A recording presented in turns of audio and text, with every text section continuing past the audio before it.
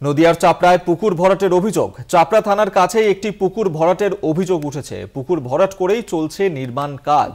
প্রশাসনের বিরুদ্ধে নিষ্ক্রিয়তার অভিযোগ। এই ঘটনাই ঘটেছে নদিয়ার চাপড়ায়।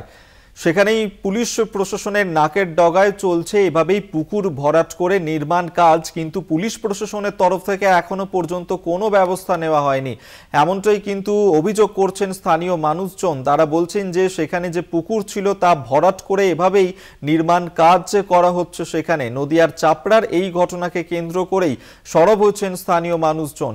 পুকুর ভরাট করে চলছে নির্মাণের কাজ, প্রশাসনের বিরুদ্ধে নিষ্ক্রিয়তার অভিযোগ। সন্তু সাহা এই মুহূর্তে আমাদের সঙ্গে টেলিফোনে রয়েছেন, প্রতিনিধি, বিস্তারিত জানবো। সন্তু, নদিয়ার চাপড়া থানার নাকের ডগাতেই চলছে এভাবে পুকুর ভরাট করে নির্মাণ কাজ, কিভাবে তো সম্ভব হচ্ছে? কেন পুলিশ প্রশাসন কোনো ব্যবস্থা নিচ্ছে না? একেবারেই দেখো, তুমি যেমনটা বললে, চাপড়া থেকে ঠিক ঢিলছড়া দূরত্বে মাত্র 500 মিটারের মধ্যে কিন্তু এই পুকুর ভরাট হলেও কিন্তু কোনো রকম ভাবে প্রশাসনের পক্ষে ভূমিকা দেখা যাচ্ছে না। এলাকাবাসীর এমনটাই অভিযোগ। যেমনটা জানা যাচ্ছে যে চাপড়া থানা থেকে কিছুটা দূরে চাপড়া গার্লস স্কুলের পিছনে 2-6 একর একটি জমি পুকুর রয়েছে। এলাকাবাসীর যেটা দাবি যে এই পুকুরের ওপর দীর্ঘদিন এলাকাবাসী নির্ভরশীল, কারণ এই পুকুরের একটা নিকাশি ব্যবস্থার বড় ভূমিকা রয়েছে। তার পাশাপাশি এই পুকুরে কিন্তু এলাকায় যে সমস্ত পুজো বা অনুষ্ঠান হয় সেখানে প্রতিমা বিসর্জনের পাশাপাশি সমস্ত ধর্মীয় আচার এই পুকুরের ওপর করা হয়। কিন্তু এলাকাবাসীর অভিযোগ, বেশ কিছুদিন ধরে এই পুকুরকে বুঝিয়ে, পুকুরের সামনে বুঝিয়ে কিন্তু নির্মাণ কাজ হচ্ছে।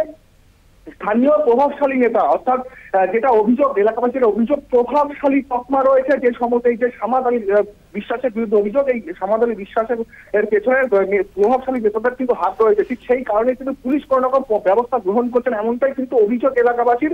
পাশাপাশি এই বিষয়ে যখন আমরা জানিয়েছি উপপ্রধানের কাছে জানতে চাই, প্রশাসনের উপপ্রধান যারা জানিয়েছে যে কোনো রকম ভাবে কিন্তু পঞ্চায়েত থেকে পারমিশন নেওয়া হয়নি এবং এই যে জমি, সেই জমির শ্রেণী পুকুর থাকলেও কোন রকম শ্রেণী পরিবর্তন না করে অবৈধভাবে নির্মাণ কাজ চলছে। অভিযোগ জানানো সত্ত্বেও পুলিশ এই বিষয়ে জানলেও কোন রকম ভূমিকা গ্রহণ করছে না। ঠিক প্রভাবশালী তকমার কারণে কিন্তু এমনটা হচ্ছে বলে অভিযোগ এলাকাবাসীর। এই বিষয়ে তারা আবারও অভিযোগ জানাবেন, প্রয়োজনে তারা বৃহত্তর আন্দোলনে নামবেন, এমনটাই কিন্তু এলাকাবাসী জানাচ্ছে। তবে বারবার মুখ্যমন্ত্রীর নির্দেশের পরও কেন পুলিশ প্রশাসনের কোনো ভূমিকা দেখা যাচ্ছে না তা নিয়েও কিন্তু প্রশ্ন উঠতে শুরু করেছে। অভিজ্ঞতা। ধন্যবাদ তোমায় সন্তু সাহা, আমাদের সঙ্গে এই মুহূর্তে টেলিফোনে ছিলেন প্রতিনিধি।